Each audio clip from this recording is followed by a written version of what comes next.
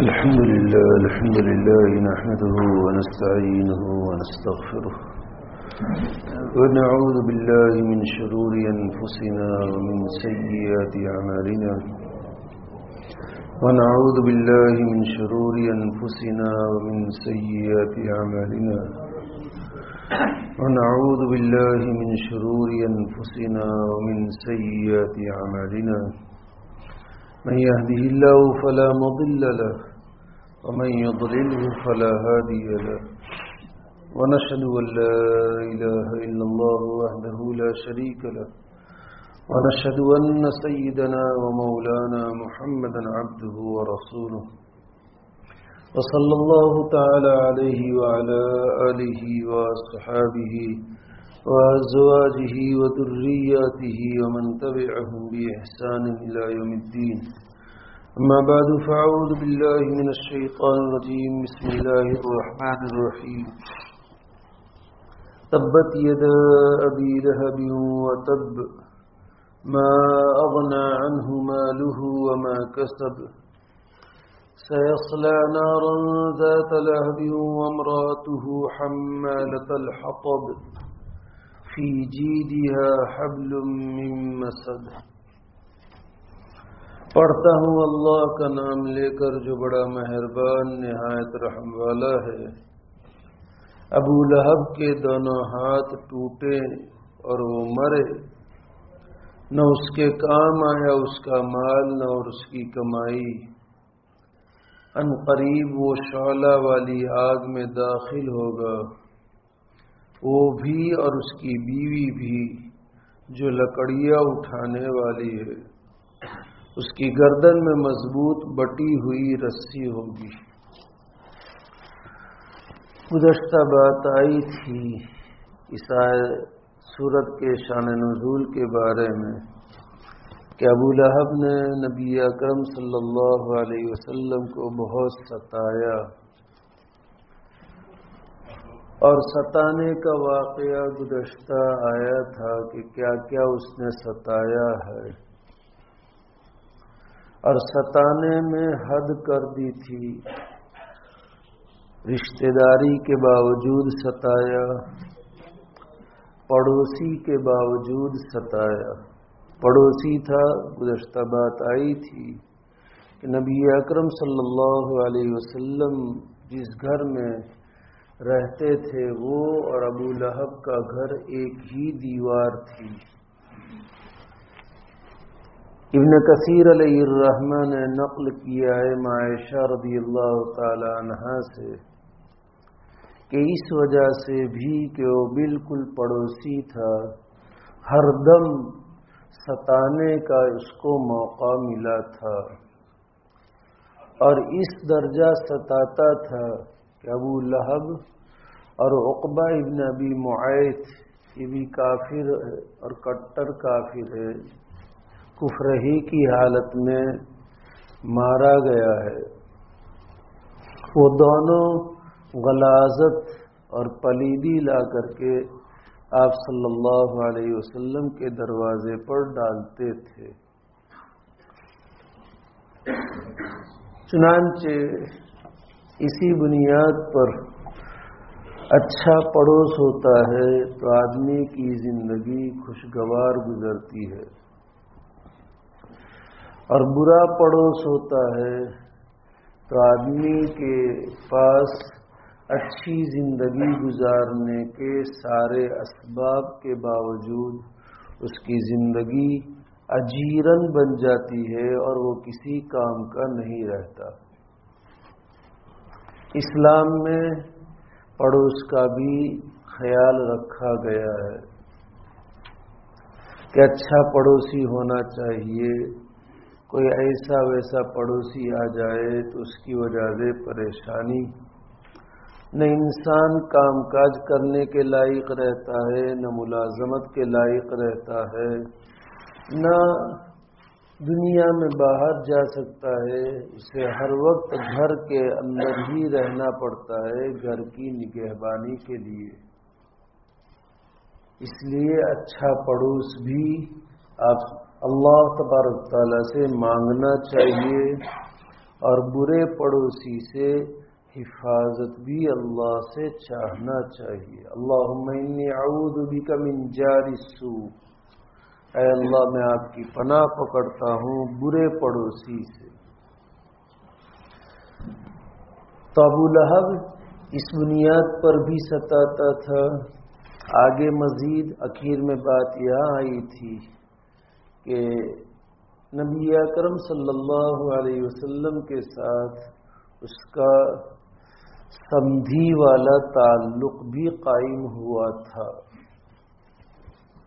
آپ صلی اللہ علیہ وسلم کی دو صاحبزادیاں حضرت رقیہ رضی اللہ تعالی عنہ اور ام کلثوم رضی اللہ تعالی عنہ کا رشتہ ابو لہب کے دو بیٹوں سے ہو چکا تھا، ابھی نکاح نہیں ہوا تھا، عتبہ اور عتیبہ۔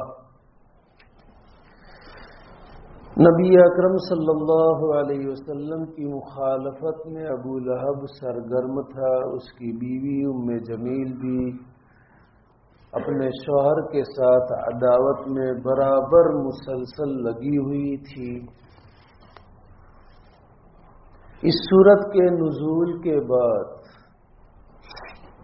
ابو لہب نے اپنے ان دونوں بیٹوں کو بلایا اور کہا کہ جب تک تم محمد کی بیٹیوں کو طلاق نہیں دے دیتے میں تم سے بات چیت نہیں کروں گا۔ ابھی اسلام میں کوئی بھی داخل نہیں ہوا تھا ابو لہب کے گھر کا کوئی فرد، تو گویا کہ باپ کی خواہش کو پورا کرنے کے لیے عتبہ کے ساتھ رقیہ رضی اللہ تعالی عنہ تھی، اس نے صرف طلاق دی، اس کے آگے کچھ بھی نہیں کیا۔ ام کلثوم رضی اللہ تعالی عنہ کا رشتہ عتیبہ کے ساتھ تھا۔ عتیبہ نے طلاق دی، اتنا ہی نہیں کیا، آپ کے مجلس میں جا کر کے آپ کے ساتھ بڑی بدسلوکی کا معاملہ کیا، سخت سست کہا، آپ کے چہرے انور پر اس نے تھوکنے کی بھی کوشش کی، تھوک آپ کے چہرے انور پر پہنچا نہیں۔ اس طرح اس نے طلاق کے بعد گستاخی بھی کی۔ اس مجلس میں ابو لہب بھی تھا، آپ صلی اللہ علیہ وسلم کے ساتھ دینے والے چچا ابو طالب بھی تھے۔ اس کی اس گستاخانہ حرکت پر نبی اکرم صلی اللہ علیہ وسلم کی زبان مبارک سے یہ کلمات نکلے، اللہم صلت علیہ کلبا من کلابک، اے اللہ تو اپنے درندوں میں سے اور کتوں میں سے کسی ایک درندے اور کتے کو اس پر مسلط فرما دے۔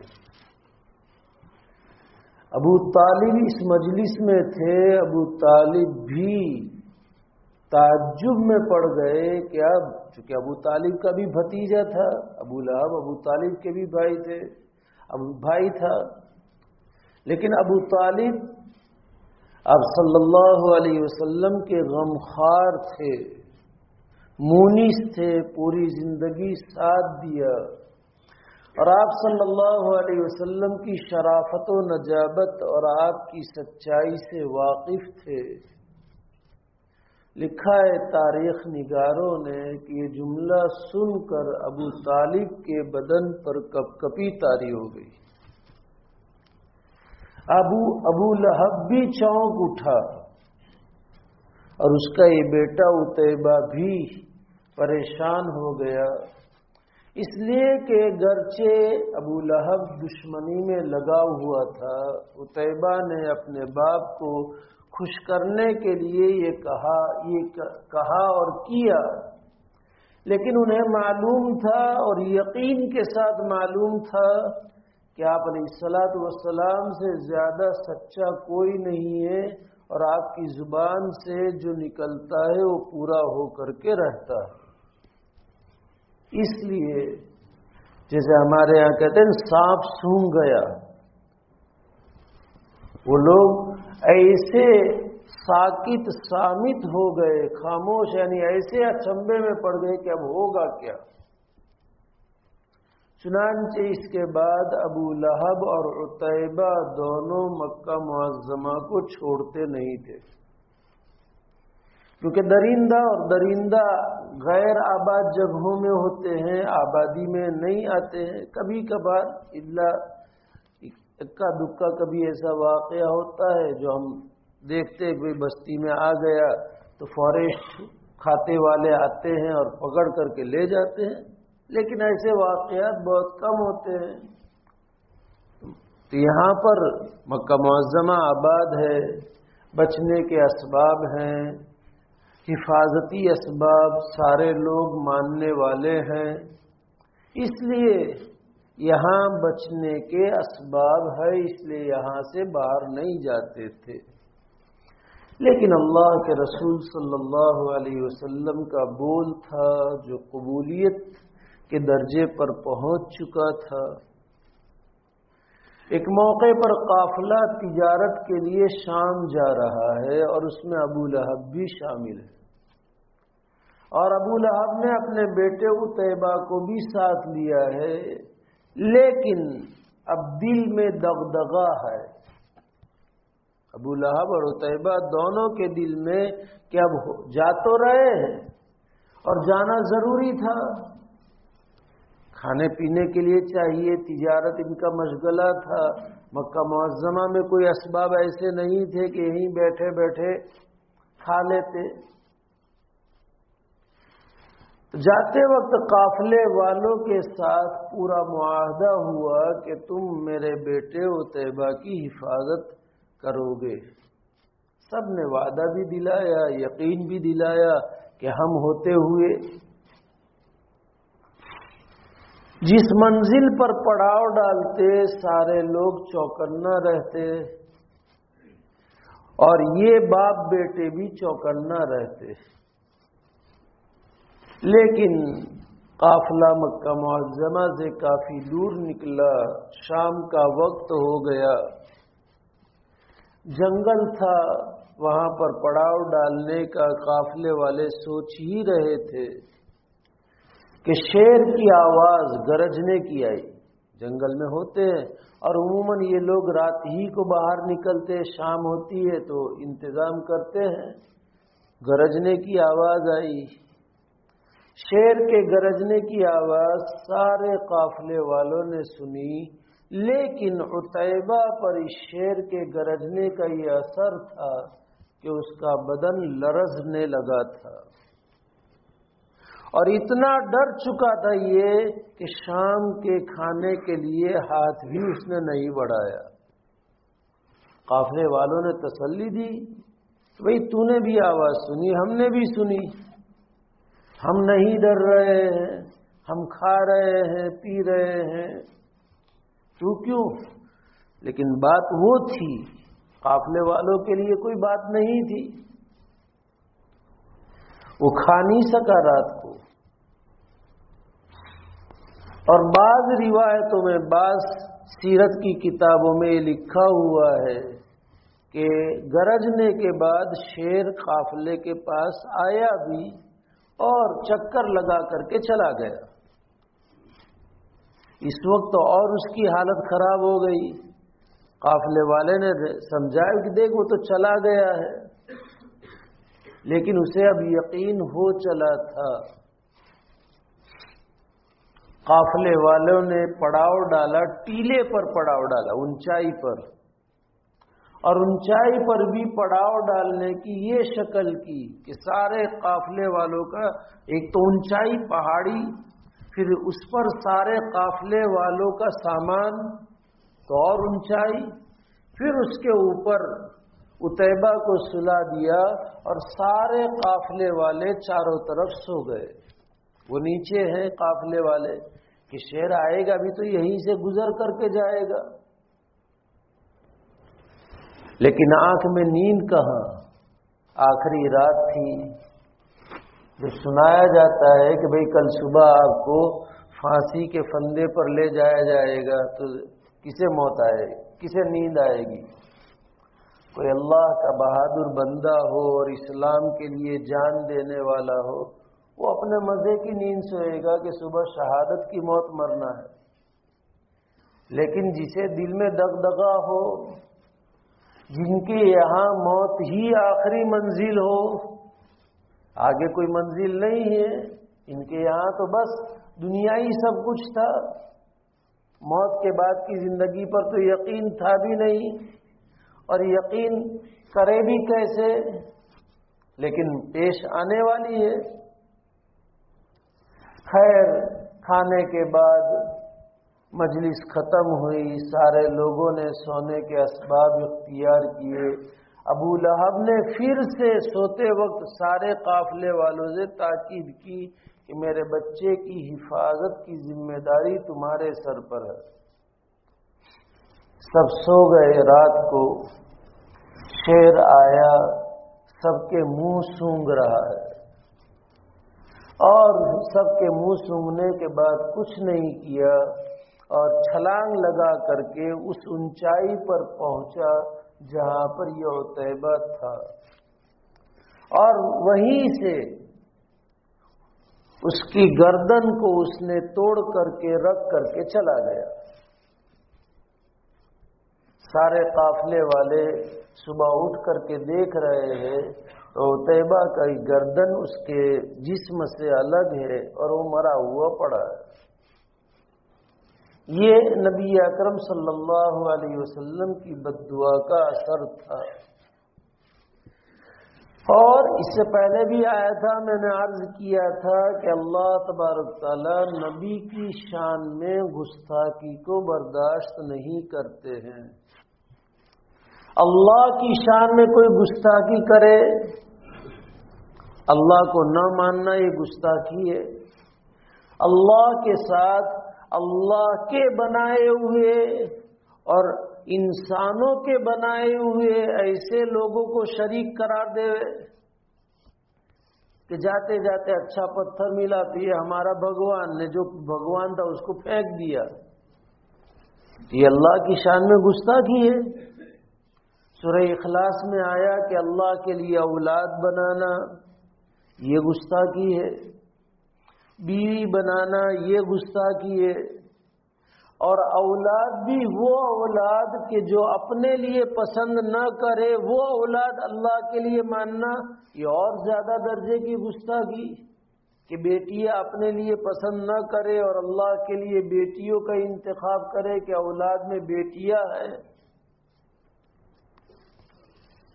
لیکن وہاں میں نے بخاری اور مسلم کی روایت سنائی تھی حضرت ابو ہریرہ رضی اللہ تعالیٰ عنہ کی کہ اللہ سے زیادہ صبر کرنے والا کوئی نہیں ہے کہ وہ اس کی طرف اولاد کی نسبت کرتے ہیں، لیکن پھر بھی اللہ تعالیٰ انہیں رزق دیتے ہیں اور عافیت دیتے ہیں۔ تو اللہ اپنی شان میں کوئی کیسی بھی گستاخی کر لے اسے برداشت کرتے ہیں، لیکن اپنے نبیوں کی شان میں کوئی گستاخی کرے، اور تاریخ اس پر گواہ ہے، جب بھی جس نے بھی نبی اکرم صلی اللہ علیہ وسلم کی شان میں گستاخی کیے، اسی دنیا میں انجام برا ہوا ہے۔ آپ علیہ السلام کے زمانے میں دشمنان اسلام، آپ صلی اللہ علیہ وسلم کے دنیا سے پردہ فرمانے کے بعد آپ کی شان میں لکھنے والے، بولنے والے، گندی حرکتیں کرنے والے، ابن قیم علیہ الرحمن الصارم المسلول من شاتم الرسول صلی اللہ علیہ وسلم کہ نبی اکرم صلی اللہ علیہ وسلم کو گالی دینے والے کا کیسا برا انجام، اس پر مستقل کتاب لکھی، عربی میں ہے، اور اس میں انہوں نے اس کو نقل کیا ہے کہ اللہ کے نبی صلی اللہ علیہ وسلم کی گستاخی کرنے والوں کی توبہ بھی جمہور ائمہ کا اتفاق نقل کیا ہے کہ اس کی اللہ توبہ قبول نہیں فرماتے،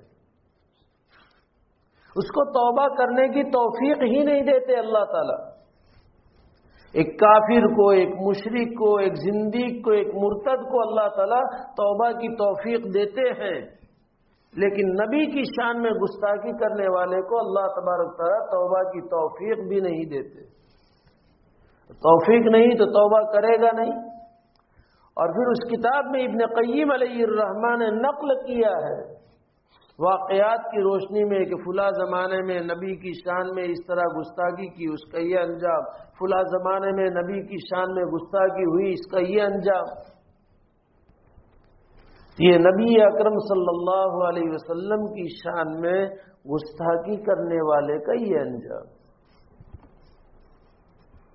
ام جمیل کے بارے میں، جو ابو سفیان کی بہن تھی، ابو سفیان بعد میں اسلام لائے رضی اللہ تعالی عنہ اور اونچا مقام پایا، کاتبین وحی میں ان کا شمار ہوا، وحی لکھنے والے صحابہ کرام میں، آپ کے قریبی سمجھے جانے لگے.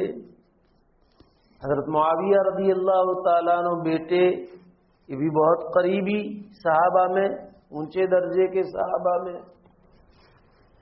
ہندا نے بھی توبہ کی، اب صلی اللہ علیہ وسلم نے اس کی بھی توبہ قبول کر کے اسلام قبول کر لیا، ورنہ وہ بھی واجب القتل لوگوں میں سے تھی.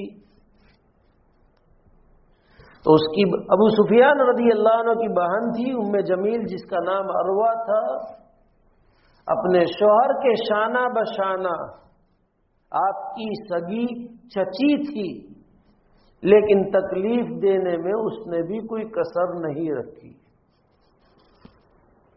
گزشتہ بات آئی تھی، جنگل سے کانٹے دار درخت کاٹ کر کے لاتی تھی اور آپ علیہ السلام کے دروازے پر رات کو بچھا دیتی تھی. لیکن میں نے بتایا تھا کہ آپ صلی اللہ علیہ وسلم کا معجزہ کہ ان کانٹوں پر چلنے کے باوجود آپ صلی اللہ علیہ وسلم کو ذرہ برابر تکلیف نہیں، بلکہ لکھا ہے کہ جیسے آپ ریشم کے گدے پر چلتے ہو ویسے آپ اطمینان سے چل کر کے جاتے تھے. چنانچہ اس سورت کے نازل ہونے کے بعد جب اسے پتہ چلا کہ میرے شوہر کی بھی برائی بیان کی گئی ہے قرآن میں اور میری بھی برائی بیان کی گئی ہے، تو ہاتھ میں پتھر لے کر کے گنگناتے ہوئے، آدمی غصے میں جو بھی تو گنگناتا ہے زبان پر کچھ، تو بڑھتی ہوئی جس وقت نبی اکرم صلی اللہ علیہ وسلم اور صدیق اکبر رضی اللہ تعالیٰ عنہ بیت اللہ کے پاس بیٹھے ہوئے ہیں، ہاتھ میں بڑا پتھر لے کر کے آ رہی ہے آپ صلی اللہ علیہ وسلم کو مارنے کے ارادے سے. صدیق اکبر رضی اللہ تعالیٰ عنہ دیکھتے ہیں آپ علیہ السلام پر ڈر لگ رہا ہے. آپ صلی اللہ علیہ وسلم سے عرض کرتے ہیں کہ یا رسول اللہ صلی اللہ علیہ وسلم، یہ ام جمیل ہاتھ میں پتھر لے کر کے بڑبڑاتی ہوئی آ رہی ہے. آپ صلی اللہ علیہ وسلم نے ارشاد فرمایا لن ترانی، وہ ہرگز مجھے نہیں دیکھ سکے گی. اور ابن کثیر علیہ الرحمہ نے لکھا ہے کہ آپ علیہ الصلوۃ والسلام نے اس کے آنے سے پہلے چند آیات پڑھ لی تھی، ان آیات کے پڑھنے کی وجہ سے وہ آپ کو نہ دیکھ سکی. ایک تو وَإِذَا قَرَأْتَ الْقُرْآنَ جَعَلْنَا بَيْنَكَ وَبَيْنَ الَّذِينَ لَا يُؤْمِنُونَ بِالْآخِرَةِ حِجَابًا مَسْتُورًا. ایک یہ آیت ہے کہ جب آپ قرآن پڑھتے ہیں تو ہم آپ کے درمیان اور آپ ان لوگوں کے درمیان جو آخرت پر ایمان نہیں لاتے، ہم مضبوط دیوار کر دیتے ہیں، پردہ حائل کر دیتے ہیں، جس کی وجہ سے وہ آپ کو نہ دیکھ سکے اور تکلیف نہ پہنچا سکے. ایک یہ آیت ہے. دوسری آیت افرائیت من اتخذ الہہ ہواہ وَأَدَلَّهُ اللَّهُ عَلَى عِلْمٍ وَخَتَمَ عَلَى سَمْعِهِ وَقَلْبِهِ وَبَصَرِهِ. افرأيت من اتخذ إلهه هواه وأضله الله على علمه وختم على سمعه وقلبه وجعل على بصره غشاوة. یہ آیت آپ نے پڑھی. تیسرے نمبر پر آیت ہے سورہ نمل کی آیت ہے، میں دیکھ لوں تاکہ بھول نہ ہو. ہاں، سورہ کہف کی وجعلنا علی قلوبہم اکنۃ ان یفقہوہ وفی آذانہم وقرا. اور چوتھے نمبر پر اولئک الذین طبع اللہ علی قلوبہم وسمعہم وابصارہم واولئک هم الغافلون. یہ 4 آیتیں آپ صلی اللہ علیہ وسلم نے پڑھ لی تھی. یہ ابن کثیر علیہ الرحمہ نے نقل کیا ہے، اور امام قرطبی علیہ الرحمہ نے نقل کیا ہے کہ آپ صلی اللہ علیہ وسلم نے اس موقع پر سورہ یاسین شروع سے لے کر فہم لا یبصرون تک بھی پڑھی تھی. یہاں ذرا رک کر کے یہ آیات ہمیں اپنے پاس محفوظ کر لینی چاہیے. گھر سے نکلے پڑھ کر کے نکلنا چاہیے، چونکہ آج ظالموں کا ظلم ہے، دشمنوں کا قہر ہے. جہاں دیکھو مسلمان مظلوم سے مظلوم تر ہوتا جاتا ہے. بہت سارے مل کر کے پٹائی کرتے ہیں، مار ڈالتے ہیں، یہ سب ہوتا رہتا ہے. ان آیات کو پڑھ لیں گے انشاءاللہ العزیز دشمن کی نگاہوں سے محفوظ رہے، وہ دیکھ ہی نہیں پائیں گے. اور اس آیات کی تفسیر میں مفسرین نے ایسے واقعات نقل کیے. خود امام قرطبی علیہ الرحمہ نے اپنا واقعہ نقل کیا ہے کہ مجھے جیل میں بند کر دیا گیا تھا، جیل میں سے میں بھاگ نکلا کسی طریقے سے، اور سواری پر سوار ہونے کا موقع بھی ملا بھاگنے کے لیے. جب میرے جیل سے بھاگنے کا پتہ چلا تو حاکم وقت نے میرے پیچھے گھوڑ سوار دوڑائے. امام قرطبی علیہ الرحمہ فرماتے ہیں کہ اتنے قریب تھے کہ میرے کپڑے ان کے کپڑوں سے لگتے تھے اور ان کے کپڑے مجھے لگتے تھے. میں احساس کر رہا ہوں لیکن وہ مجھے دیکھ نہیں پاتے تھے. اور بہت مجرب عمل ہے، اس لیے ان آیات کو رکھ لینا چاہیے اور اس کا ورد کر لینا چاہیے تاکہ، اور یہی تمام آیات میں یہی مضمون ہے کہ دشمن اور غیر لوگ اس کو دیکھ نہ سکیں گے. اور ہجرت کے واقعے پر آپ علیہ السلام نے یاسین ہی پڑھ کر کے نکلے تھے. سارے لوگ تھے لیکن ساروں کی آنکھوں میں اللہ تبارک تعالیٰ نے ایسا پردہ ڈال دیا کہ آپ صلی اللہ علیہ وسلم نکلے، صدیق اکبر رضی اللہ عنہ کے گھر گئے، وہاں سے ساتھ نکلے، غار ثور تک پہنچے لیکن کوئی دیکھ نہ سکا. یہ آج کل کے ماحول کے اعتبار سے ہم سب کو ضروری ہے اس بنیاد پر اسے لکھ کر کے اپنے پاس رکھ کر کے پڑھنے کا معمول بنا لینا چاہیے. خیر یہ تو ضمناً بات ہوئی فائدے کے طور پر، لیکن آپ علیہ السلام نے یہ آیات پڑھ لی تھی. اس وجہ سے صدیق اکبر رضی اللہ تعالیٰ عنہ کے کہنے پر آپ صلی اللہ علیہ وسلم نے فرمایا کہ وہ ہرگز مجھے نہیں دیکھ سکے گی. چنانچہ جب قریب آئی تو اس نے صدیق اکبر رضی اللہ تعالیٰ عنہ سے 2 باتیں کہی. ایک تو ہے کہ تو ہی ہے نا جو ان کی سچائی بیان کر رہا ہے، کہاں ہے تیرے وہ ساتھی؟ کہ اس نے کہا ایک تو یہ صدیق اکبر کو بھی نہ چھوڑا کہ تو وہی ہے نا کہ جو ان کی تصدیق کر رہا ہے، اور دوسرا کہاں ہے تیرا ساتھی وہ؟ اگر میں یہاں دیکھ لیتی تو اس پتھر سے میں اس کو مارتی. اور وہ کہتی ہے کہ میں بڑی شاعرہ ہوں. اور پھر اس نے چند اشعار پڑھے صدیق اکبر رضی اللہ تعالیٰ عنہ کے سامنے. مزممن عصینا وامرہ ابینا ودینہ قلینا. یہ لوگ نبی اکرم صلی اللہ علیہ وسلم کو، مشرکین مکہ، کفار عرب کے کفار، یہ سب آپ صلی اللہ علیہ وسلم کو کیا کہتے تھے؟ مزمم. آپ کا نام کیا ہے؟ محمد. اسی کے وزن پر کیا کہتے تھے؟ مزمم. مزمم وہ شخص کہ جس کی بہت زیادہ برائی بیان کی جائے، اور محمد کے معنی وہ جس کی بہت زیادہ تعریف کی جائے. یہ لوگ مزمم مزمم کہہ کر کے پکارتے تھے آپ علیہ السلام کو. آپ علیہ السلام صحابہ کرام کے سامنے کہتے تھے، دیکھو نا اللہ نے ان کی برائی کو مجھ سے کیسے ٹالا ہے کہ مزمم کو برایا کہتے ہیں، میں تو محمد ہوں. یہ آپ علیہ السلام صحابہ سے فرماتے تھے کہ یہ مزمم کو برا اللہ نے مجھ سے ان کی برائی کو کیسے ٹالا ہے کہ مزمم کو برا کہتے ہیں اور میں تو محمد ہوں. یہ سولوشن ہے. ہمیں بھی اس سے سبق لینا ہے. بھائی وہ جسے برا کہے مجھے تو برا نہیں کہتے ہیں، میرے سامنے برا نہیں کہتے ہیں.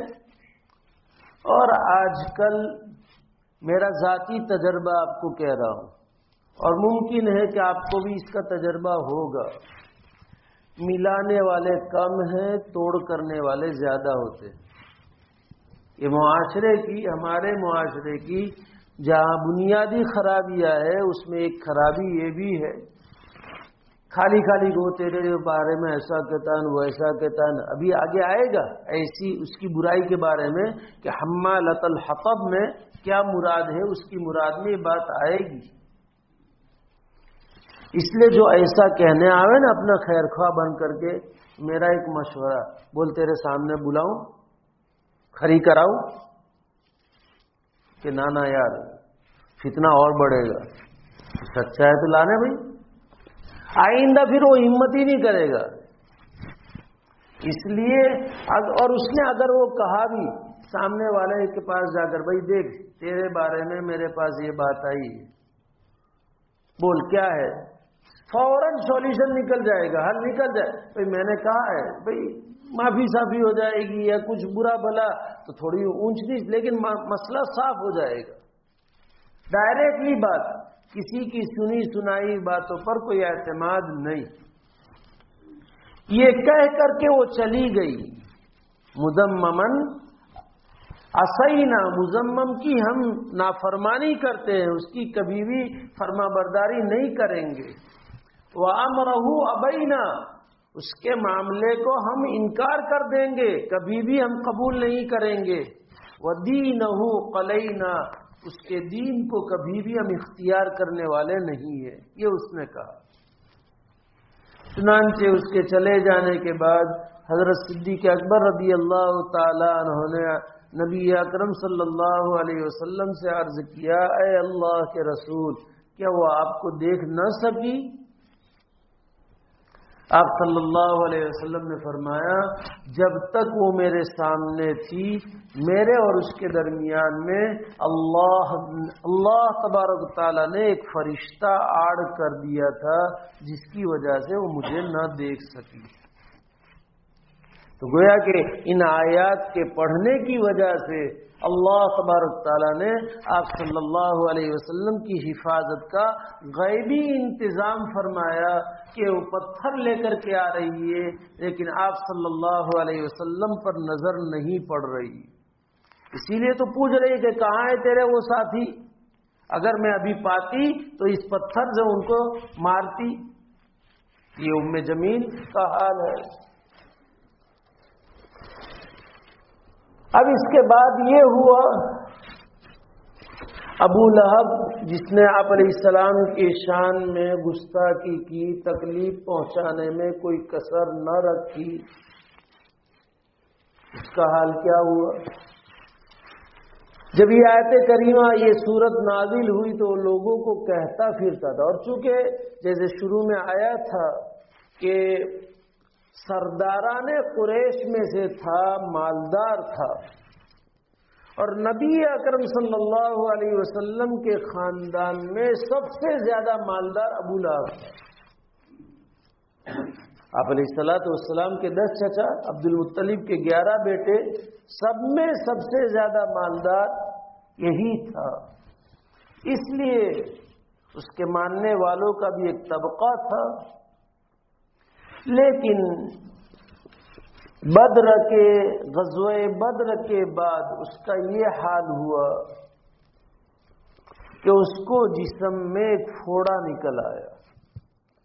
بعضوں نے اسے طاعون کے پھوڑے سے تعبیر کیا ہے، بعضوں نے اسے چیچک کے پھوڑے سے تعبیر کیا ہے، اور بعضوں نے کہا کہ ایک زہریلا دانہ اس کے جسم میں نکل آیا کہ اس جیسا دانہ نہ اس سے پہلے ہمارے کسی کو دیکھنے میں آیا اور نہ اس کے بعد ہم میں سے کسی کے دیکھنے میں آیا.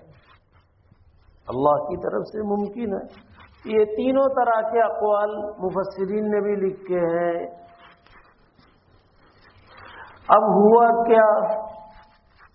سب سے زیادہ مالدار تھا، سب سے زیادہ خوبصورت تھا، اس لیے ابو لہب یعنی شعلہ روشنیوں کا باپ، جن کے ساتھ خوبصورتی اتنی زیادہ لگی ہو.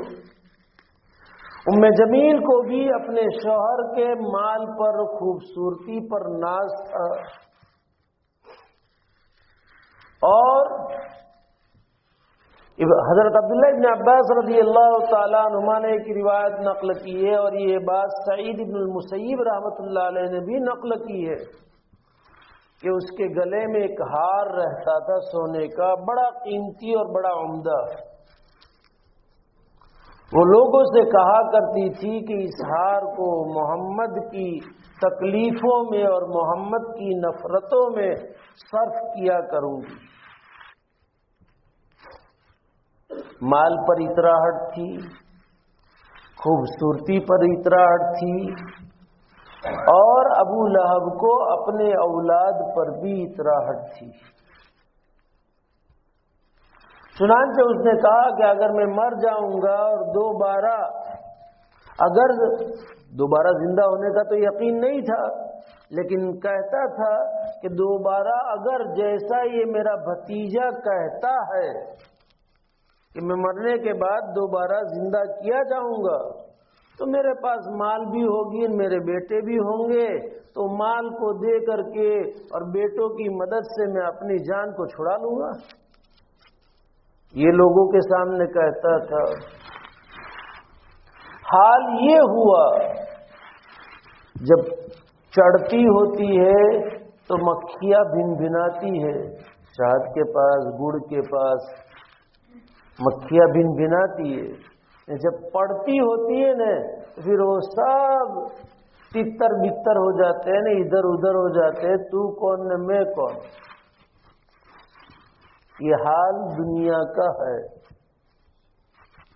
مترے وہ سودھو جے ڈھال شریک ہوئے، سکھما پاچھڑ پڑی رہے، دکھما آگڑ ہوئے. ہماری والدہ بچپن میں سناتی تھی، کبیر جی کا یہ دعا ہے کہ جو مصیبتوں میں سہارا بنے، مصیبتوں میں تسلی کا باعث بنے، پاس میں آ کر بیٹھ کر کے غموں کے دور ہونے کا اور ہلکا ہونے کا ذریعہ بنے، ایسے دوست احباب تلاش کرنے چاہیے. اب اللہ کی طرف سے پکڑ آنا شروع ہوئی تو دھیرے دھیرے مال کم ہونا شروع ہوا. جس مال پر اتراہٹ تھی، خوبصورتی میں فرق آنے لگا. وہ پھوڑا جو ہوا تھا اس کی وجہ سے ابو لہب کا بدن کالا پڑنے لگا تھا. خوبصورتی میں خوبصورتی یہ معیار کمال نہیں ہے، معیار کامیابی بھی نہیں. اسی لیے نبی اکرم صلی اللہ علیہ وسلم کا ارشاد حدیث پاک میں ہے، تنکح المرأة لأربع، لمالها ولحسبها ولجمالها ولدينها فاصفر بذات الدين تربت یدک، 4 وجوہات سے شادیاں ہوتی ہیں، انتخاب ہوتے ہیں۔ مال کہ ملے گا مال تو اپنے لیے آسانی ہو جائے گی، 4 بنگڑیا والی گاڑی ملے گی تو اس صورت میں آسانی ہو جائے گی، ڈیمانڈ رکھیں گے اور داماد کی ڈیمانڈ خسر صاحب پوری کریں گے کہ اکلوتی ہے تو یہ اکلوتے ہیں۔ تو مال کی بنیاد پر جہاں پر مشکات شریف میں روایت ہے، وہاں پر ملا علی قاری علیہ الرحمٰن نے طبرانی کے حوالے سے روایت بیان کی کہ اگر کوئی صرف مال کی نسبت پر نکاح کرتا ہے تو اللہ اسے فقیر بنا کر کے رکھ دیں گے، صرف اور صرف مال مقصود ہے۔ تو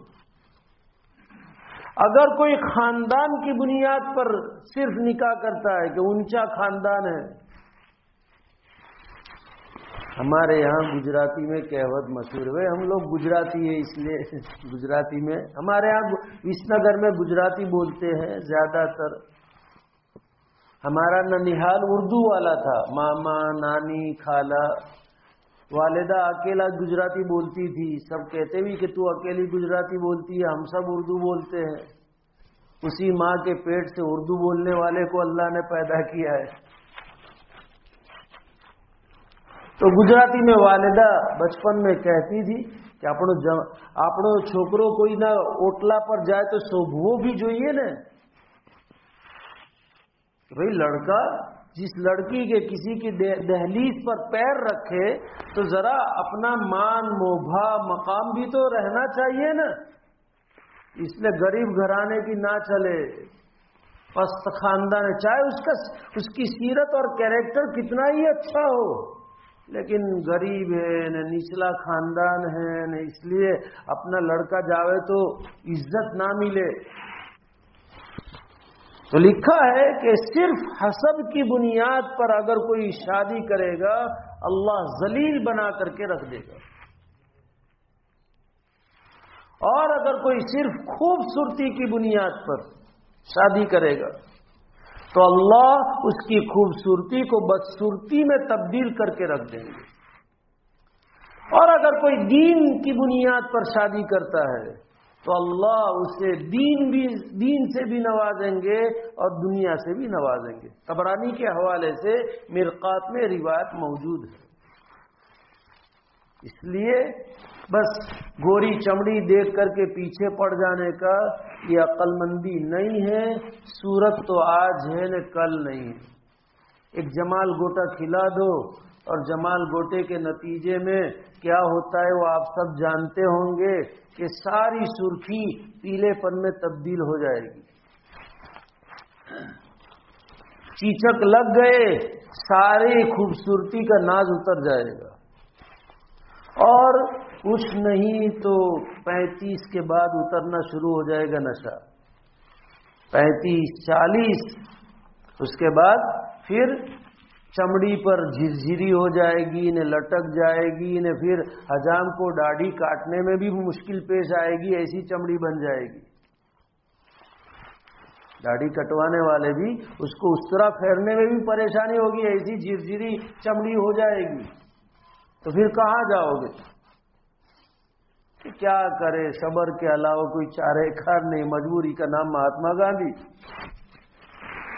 تو یہ ابو لہب بھی خوبصورت تھا، اس کے اندر اس بیماری کی وجہ سے بدصورتی پیدا ہونے لگی، اس معاملے کو دیکھ کر کہ شوہر کی پڑتی کے دن ہے، ام جمیل بھی مارے غم کے اس کا سارا حسن و جمال غم کی وجہ سے ختم ہونے لگا۔ غزوہ بدر کے 7 دن کے بعد یہ پھوڑا ہوا، گھر والوں نے چھوڑ دیا اسے، یہ سمجھتے تھے کہ اس کی بیماری اس کے پاس رہنے کی وجہ سے کہیں ہم کو چھو نہ جائے۔ اسلام میں تعلیم یہ ہے لا عدوى، اسلام کی بنیادی تعلیم کہ روگ میں اور بیماری میں خود اس کی ذات کے اعتبار سے دوسرے کو لگنے کی صلاحیت نہیں ہے. اللہ کا حکم ہوگا تو، باقی اس کے علاوہ نہیں. اور کورونا میں ہم نے دیکھ لیا، ایک ہی گھر میں چند اموات کے باوجود خدمت کرنے والے کو کورونا کا کوئی اثر نہیں ہوا ہے. لوگ ڈرتے تھے، خدمت کرنے سے دور رہتے تھے، لیکن جنہوں نے کورونا کے مریض کی خدمت کی ہے اور اللہ پر یقین رکھ کر کے کی ہے، وہ نئی کورونا میں مبتلا ہوئے، اور مبتلا ہوئے بھی ہے تو تھوڑے سے علاج میں اللہ نے انہیں زندگی بخشی. اس لیے ہمیں بھی یقین رکھنا ہے کہ بیماری بالذات اس کے اندر یہ طاقت اور صلاحیت نہیں ہے کہ وہ خود کسی کو لگ جائے، جب تک کہ اللہ کا حکم نہ ہو. آپ علیہ السلام کا صحیح حدیثوں میں یہ فیصلہ لا عدوہ، بیماری میں متعدی ہونے کا، یعنی ایک کی بیماری دوسرے کو لگنے کا خاصہ نہیں. ایک صحابی آئے نبی اکرم صلی اللہ علیہ وسلم کے پاس، انہوں نے عرض کیا، اے اللہ کے رسول صلی اللہ علیہ وسلم، میرے اونٹوں میں ایک اونٹ خارش والا تھا. خارش یعنی کھجلی. ایک اونٹ خارش والا تھا، اس کی وجہ سے دوسرے اونٹوں کو بھی کھجلی کی بیماری لگی. آپ نے فرمایا کہ فمن عادل اول، اگر آپ یہ کہتے ہو کہ اس کی وجہ سے دوسرے کو لگی تو پہلے کو کس نے بیماری میں مبتلا کیا؟ پہلے کو کس نے خارش میں مبتلا کیا؟ اس کے عقیدے کی آپ علیہ السلام نے اصلاح فرمائی کہ جس خدا نے پہلے اونٹ کو خارش میں مبتلا کیا ہے، اسی خدا نے دوسرے اونٹوں کو خارش میں مبتلا کیا ہے.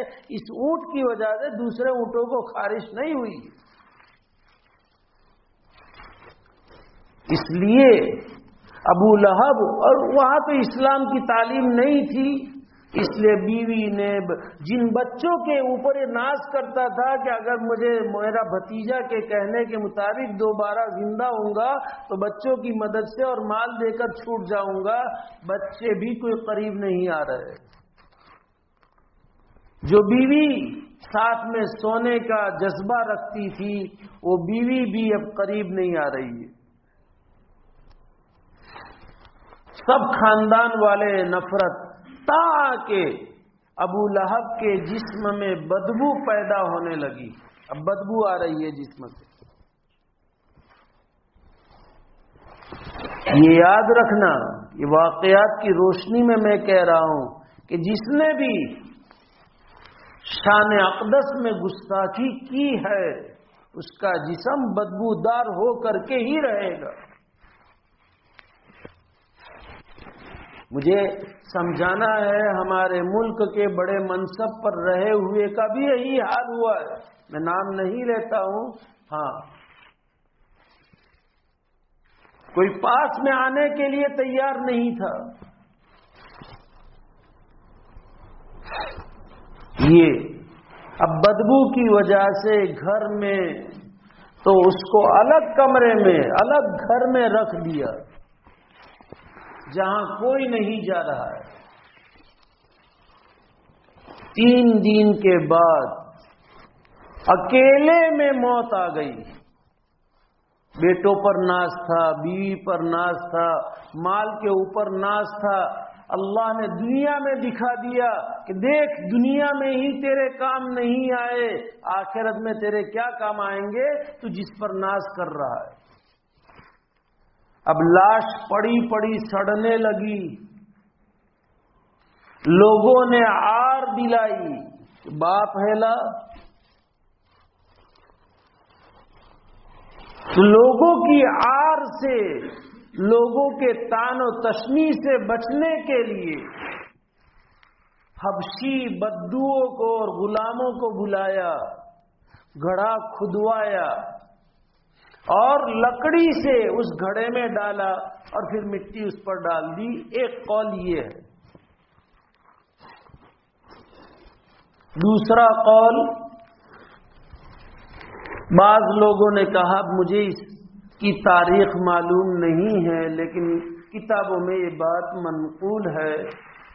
اب اتنے پہلی مرتبہ بیان نہیں کر رہا ہوں، لیکن ذہن میں نہیں ہوتا تھا۔ مکہ معظمہ میں ایک پہاڑ ہے جبل ابو لہب کے نام سے ہی مشہور ہے، جبل ابو لہب۔ انہوں نے اس باپ کو جو مر گیا تھا وہاں بٹھایا اور پتھر مار مار کر کے اتنا اس کو کہ پتھروں کے نیچے ڈھک گیا اور یہ خود ایک پہاڑ بن گیا، اور آج بھی جبل ابو لہب سے مشہور ہے۔ یہ اس کے ساتھ حال کیا گیا کہ پتھر دنیا میں ہی پتھر ملے،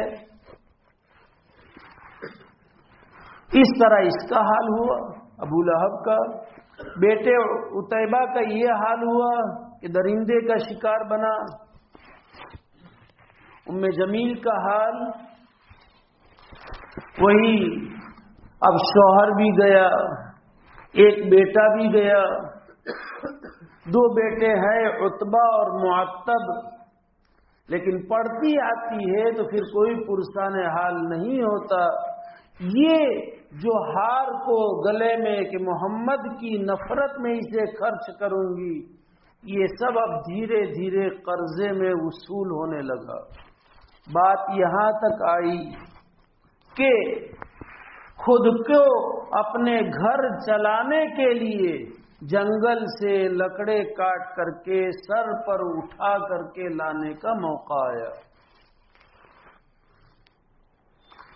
اور جو لکڑیاں کانٹے دار آپ علیہ الصلوۃ والسلام کے راستے میں بچھاتی تھی، وہی لکڑیوں کا گٹھر سر پر اٹھایا تھا اور اس کو پکڑنے کے لیے اپنے گلے میں پھندا ڈالا تھا۔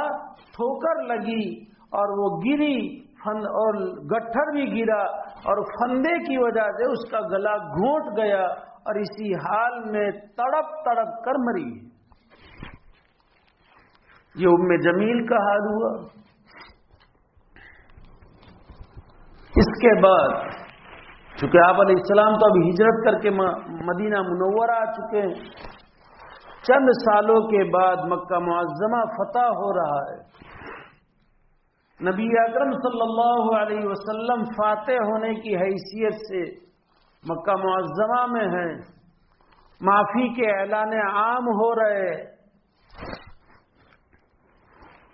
مکہ معظمہ کے فتح کے بعد آپ صلی اللہ، آگے سورہ نصر میں پوری تفصیل عرض کروں گا، ابھی خالی اشارہ کر رہا ہوں، 15 یا 16 افراد کے قتل کرنے کا آپ نے حکم دیا تھا، باقی سب کو معافی کا اعلان تھا، جس میں 5 یا 6 عورتیں تھیں، 5 عورتیں تھیں اور 11 مرد تھے۔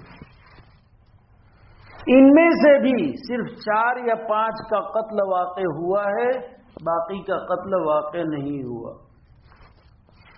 انداز لگائیے جو اسلام کو بدنام کرنے کی کوشش کر رہے ہیں، آج اگر کوئی ملک فتح پاتا ہے تو جس ملک پر فتح پاتا ہے اس ملک کا کیا حال کرتا ہے، اور یہ فاتح اعظم صلی اللہ علیہ وسلم کا حال ہے کہ پورا کنٹرول ہاتھ میں آ جانے کے باوجود بھی، پورے ملک مکہ معظمہ پر کنٹرول آ جانے کے باوجود بھی صرف 5 کا قتل ہو رہا ہے اور سب کو امن مل رہا ہے۔ من دخل دار ابی سفیان فهو آمن، جو ابو سفیان کے گھر میں داخل ہو اسے امن، جو بیت اللہ میں داخل ہو اسے امن، جو ہتھیار ڈال دے اسے امن، جو اپنے گھر کا دروازہ بند کر لے اسے امن۔ مکہ کے شرفاء سارے کے سارے بیت اللہ میں گردن جھکائے ہوئے کھڑے ہیں، ہاتھ باندھ کر کے پوچھ رہے ہیں کہ محمد ہمارے ساتھ کیا عالم ہوگا۔ آپ فرماتے ہیں کہ میں یوسف علیہ السلام کی طرح، جیسے یوسف نے اپنے بھائی کے ساتھ اعلان کیا تھا لا تثریب اذهبوا فانتم الطلقاء لا تثریب علیکم اليوم،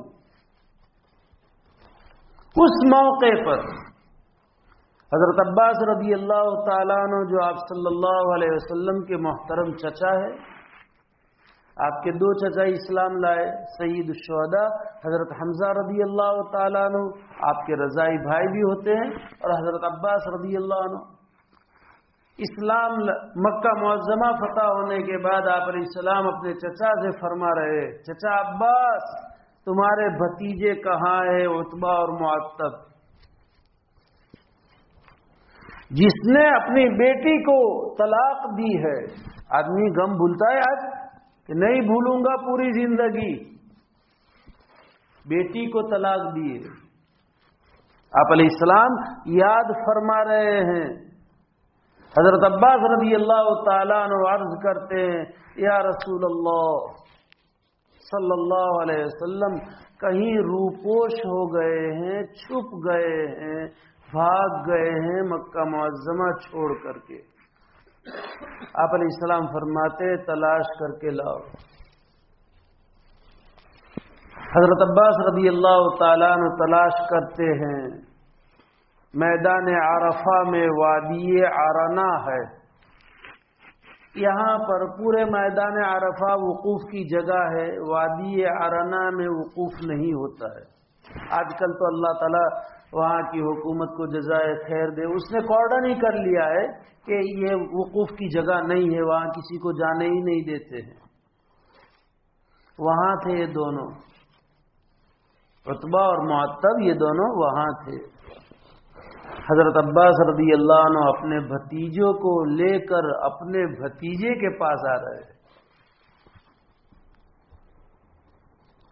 اس وقت وہ کہا یہ عالم سوچنے جیسا ہے کہ بھتیجے کے ہاتھ میں پوری باغ دوڑ ہے، چچا جو باپ کے درجے میں ہیں وہ بھی اپنے آپ کو غلام کی طرح پیش کر رہے ہیں۔ حضرت عباس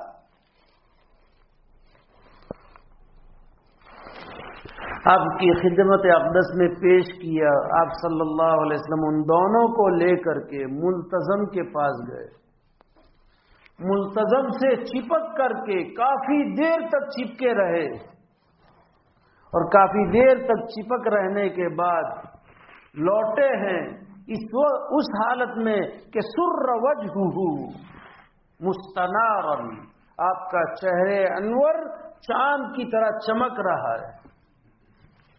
پوچھا کیا ہوا ہے اللہ کے رسول؟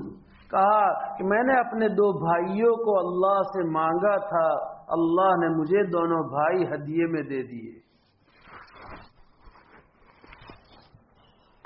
اسلام پیش کیا، اسلام قبول کر لیا۔ یہ آپ صلی اللہ علیہ وسلم کے وہ اخلاق ہے، وہی عتبہ ہے طلاق دینے والا، لیکن شان میں گستاخی نہیں کی تھی، اس نے گستاخی کی تھی، اس کا یہ حشر ہوا، اور گستاخی نہیں کی تھی تو اللہ نے دولت اسلام سے مالا مال کیا، اور آپ کی خوشی کہ ملتزم پر آپ دونوں کو لے کر جا رہے اور اللہ سے مانگ رہے اور دیر تک اور واپس ہو رہے کہ میں نے یہ الفاظ محدثین نے لکھے ہیں کہ میں نے اپنے دونوں بھائیوں کو اللہ سے مانگا، اللہ نے مجھے ہدیہ دے دیا۔ اسلام پیش کیا، اسلام قبول کر لیا۔ مزید ہیں انشاءاللہ، اب یہ واقعات، اب الفاظ قرآنیہ کیا حقیقت ہے کیا نہیں ہے اس کو انشاءاللہ آئندہ چلیں گے۔ اللہ تبارک تعالی نبی اکرم صلی اللہ علیہ وسلم کی غائب درجہ محبت ہمارے دلوں میں اتار دے، اور آپ صلی اللہ علیہ وسلم کی ہر طرح کی نافرمانی سے ہم لوگوں کو، ہماری قیامت تک کی نسلوں کو اور امت کو محفوظ فرما دے۔ بسم اللہ الرحمن الرحیم، اللہم انت السلام ومنک السلام، تبارک یا ذا الجلال والاکرام۔ اللہم صل علی سیدنا ومولانا محمد وبارک وسلم۔ سبحان اللہ وبحمدہ، سبحانک اللہم وبحمدک، نشہد ان لا الہ الا انت، نستغفرک ونتوب الیک۔ اللہم اغفر لنا ولوالدینا ولاساتذتنا ولمشایخنا ولازواجنا ولذریاتنا ولإخواننا ولأخواتنا ولأقاربنا ولأحبابنا ولطلبتنا ولمن حق علينا ولمن أحسن إلينا ولمن أوصانا بالدعاء ولسائر المؤمنين والمؤمنات والمسلمين والمسلمات. اللهم صل على سيدنا ومولانا محمد وبارك وسلم يا أرحم الراحمين یا ارحم الراحمین یا ارحم الراحمین. یہ ہمارے کہنے اور سننے کو بے انتہا قبول فرما. اے اللہ اخلاص نصیب فرما. ریاکاری سے پوری حفاظت فرما. حسانیت میں فساد سے ہم سب کی اور ہماری قیامت تک کی نسلوں کی پوری حفاظت فرما. اے اللہ یہ مجمع بڑا دور دور سے آتا ہے، صرف قرآن کی نسبت پر آتا ہے. اے اللہ تیرے کلام کی نسبت پر، اے اللہ شہر کے اس چھیڑے سے بھی، اے اللہ دور دور سے آتے ہیں، قریب سے بھی آتے ہیں، اور صرف اے اللہ تیرے کلام کی نسبت پر آتے ہیں. آپ سب کے دلوں کے احوال جانتے ہیں. اے اللہ اس پورے مجمع کو اور مجمع کی قیامت تک کی نسلوں کو قبول فرما. قرآن سے کمال درجے کی وابستگی نصیب فرما. اے اللہ اس مجمع کی نسلوں میں قرآن کے ماہرین، حفاظ، علماء، مفسرین، فقہاء، محدثین اے اللہ پیدا فرما دے. اے اللہ ان سب کے اس پورے مجمع کے خلوص کو قبول فرما کر ان کی نسلوں میں اے اللہ تو راضی ہو جائے ایسے بندے اور بندیاں پیدا فرما دے. اے اللہ محروم نہ فرما. تیرے کلام کی نسبت پر جمع ہونے والا یہ مجمع اے اللہ اسے محروم نہ فرما. اے اللہ محروم نہ فرما. اے اللہ محروم نہ فرما. اے اللہ دنیا میں حسنہ عطا فرما، آخرت میں حسنہ عطا فرما، حیات طیبہ نصیب فرما، صلاح، فلاح اور نجاح سے مالا مال فرما. تیری رضا کے فیصلے نصیب فرما. تیری رضا سے مالا مال فرما. ہم کو بھی مالا مال فرما. ہماری قیامت تک کی نسلوں کے لیے بھی اے اللہ راضی ہونے کے فیصلے فرما لے اور پوری امت سے راضی ہونے کا فیصلہ فرما لے. اے اللہ آپ کو کوئی پوچھنے والا نہیں ہے کہ کیوں آپ راضی ہو گئے. اے اللہ اور آپ پوری امت سے راضی ہوں گے، امت کی بگڑی بن جائے گی، امت احوال سے نکل جائے گی. آپ کی رضا کی وجہ سے آپ ہی امت کے حامی ہوں گے، محافظ ہوں گے، حفیظ ہوں گے، وکیل ہوں گے، کفیل ہوں گے، ولی ہوں گے، نصیر ہوں گے. اے اللہ امت سے راضی ہونے کا فیصلہ فرما دے. امت کا محافظ بن جا، امت کا حفیظ بن جا، امت کا وکیل بن جا، امت کا کفیل بن جا، امت کا ولی بن جا. اے اللہ امت کا نصیر بن جا. دشمن امت کو خراب کرنے پر تلا ہوا ہے. اے اللہ دشمن امت کو ہر طرح سے ظلم کا شکار کرنے پر تلا ہوا ہے. اے اللہ تو دشمنوں کی مکاریوں سے بھی واقف ہے. وَمَكَرُوا وَمَكَرَ اللَّهُ وَاللَّهُ خَيْرُ الْمَاكِرِينَ. امت کو غیر کے حوالے نہ فرما. اے اللہ امت کو غیر کے حوالے نہ فرما. امت کو معاف فرما دے. اے اللہ امت پر ستاری کا معاملہ فرما. امت کے اے اللہ ہر قسم کے ارتداد سے حفاظت فرما. ہمیشہ کی جہنم سے امت کی حفاظت فرما. اے اللہ اے اللہ اے اللہ قرآن کے خادمین میں اے اللہ حدیث پاک کی خدمت کرنے والوں میں، دین کی خدمت کرنے والوں میں ہمیں اور ہماری قیامت تک کی نسلوں کو شامل فرما دے۔ اے اللہ، اے اللہ، اے اللہ، جہاں جہاں بھی مسلمان مظلوم ہے، اے اللہ ان مظلوموں کی مدد فرما۔ سوڈان میں، فلسطین میں، اے اللہ اس ملک کا بھی مسلمان ظلم کا شکار آئے دن ہوتا رہتا ہے۔ اے اللہ مظلوم سے مظلوم تر ہوتا جا رہا ہے، دشمن ظلم پر ظلم کیے جا رہا ہے۔ اے اللہ دشمن اس ملک کے مسلمان کی مذہبی حیثیت ختم کرنا چاہتا ہے۔ اے اللہ، اے اللہ ہمارے اکابر نے قربانیاں دی ہے، ان اکابر کی قربانیاں ضائع نہ ہونے کا فیصلہ فرما لے۔ اے اللہ تا قیام قیامت اس ملک میں مسلمان اپنے مذہبی تشخص کے ساتھ باقی رہے، عزت کے ساتھ باقی رہے، غلبے کے ساتھ باقی رہے، اس کا فیصلہ فرما۔ اے اللہ اس ملک کے مسلمانوں کے ایمان کی، اسلام کی، اے اللہ شاعر اسلام کی، اخلاق کی، اعمال کی، اوقاف کی، مذہبی حقوق کی، شہریت کی، اے اللہ ملکی حقوق کی، جان مال عزت عفت کی، اے اللہ پوری پوری حفاظت فرما۔ ان کے ہر مکر کو ختم فرما۔ اے اللہ ان کی تدبیروں کو کامیاب نہ ہونے دے۔ اے اللہ آپ سے، آپ کی ذات عالی کا واسطہ، آپ کے تمام اسماء حسنہ کا واسطہ، جو ہمیں معلوم ہے اور جو ہمیں معلوم نہیں سب کا واسطہ، اے اللہ دشمن کو کامیاب نہ ہونے دے۔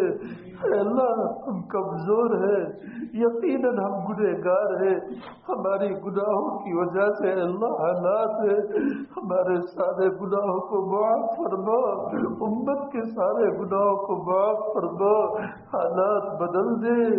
اے اللہ حالات بدل دے۔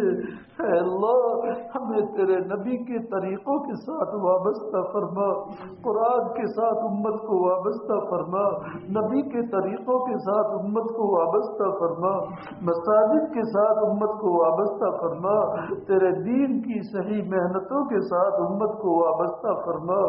اے اللہ اس مسجد کو، مسجد کے آباد کرنے والوں کو، ان کی قیامت تک کی نسلوں کو، پورے شہر کے تمام مسلمانوں کو اور ان کی قیامت تک کی نسلوں کو، ہم سب کو اور ہماری قیامت تک کی نسلوں کو عالمی سطح پر قبول فرما۔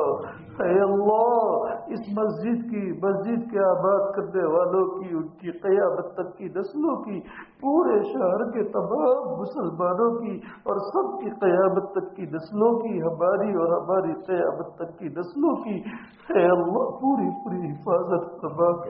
اے اللہ نبی اکرم صلی اللہ علیہ وسلم نے جن خیر کو مانگا وہ سب ہم سب کو، ہم سب کے سب متعلقین کو، ہماری قیامت تک کی نسلوں کو اور عالم کے مسلمانوں کو نصیب فرما۔ اے اللہ نبی اکرم صلی اللہ علیہ وسلم نے جن چیزوں سے حفاظت چاہی ان تمام سے ہم سب کے سب متعلقین کی، ہماری قیامت تک کی نسلوں کی اور عالم کے مسلمانوں کی پوری پوری حفاظت فرما۔ اے اللہ بعض اپنے فضل و کرم سے نبی اکرم صلی اللہ علیہ وسلم کے وسیلے سے، ہمارے مشائخ کی برکت سے، اس مجلس میں جو آپ کا مقبول بندہ ہو اس کی برکت سے ہم سب کی سب دعاؤں کو قبول فرما۔ ربنا تقبل منا انك انت السميع العليم وتب علينا انك انت التواب الرحيم۔ جزا الله عنا محمدا صلى الله عليه وسلم ما هو أهله۔ سبحان ربك رب العزة عما يصفون وسلام على المرسلين والحمد لله رب العالمين۔